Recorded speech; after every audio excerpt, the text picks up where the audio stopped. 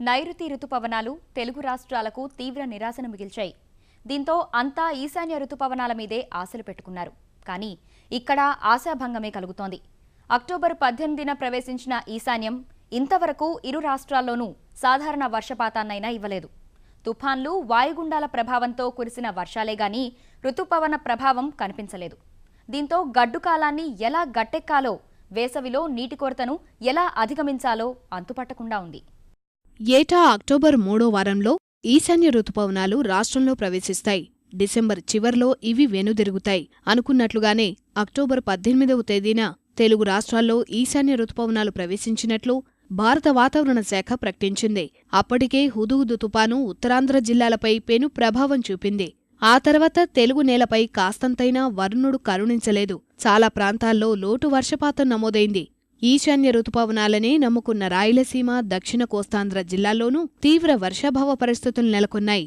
October 1వ తేదీ నుంచి డిసెంబర్ 9వ తేదీ వరకు తూర్పుగోదావరి, నెల్లూరు, ప్రకాశం జిల్లాల్లో అధిక వర్షపాత లోటు కనిపిస్తోంది. తుపాను ప్రభావం ఉన్న శ్రీకాకుళం జిల్లాలోనూ వర్షపాత లోటే.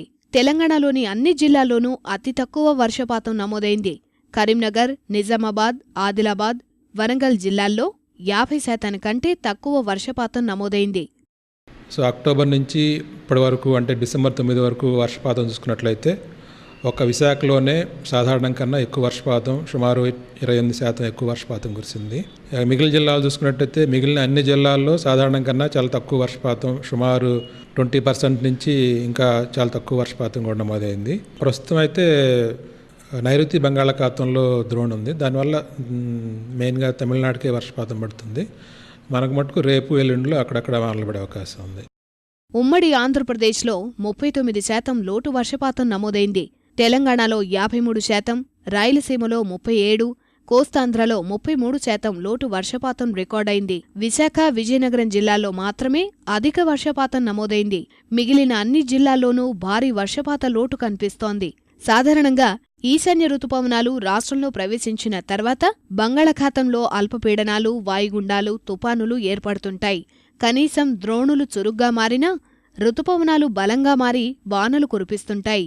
ఈ ఏడాది ద్రోణులు బలహీనంగా ఉండడం, బంగాళాఖాతంలో కనీసం అల్పపీడనాలు సైతం ఏర్పడకపోవడంతో తీవ్ర వర్షాభావ పరిస్థితులు కొనసాగుతున్నాయని అధికారులు చెప్తున్నారు. అయితే నైరుతి బంగాళాఖాతంలో శ్రీలంక తీరం నుంచి దక్షిణ కోస్తా తీరం వరకు ఏర్పడిన అల్పపీడన ద్రోణి ప్రభావంతో నెల్లూరు, చిత్తూర్లలో భారీ వర్షాలు నమోదవుతున్నాయి. రాగల 24 గంటల్లో దక్షిణ కోస్తా, రాయలసీమల్లో వర్షాలు కురిసే అవకాశాలున్నట్లు వాతావరణ శాఖ చెప్తోంది.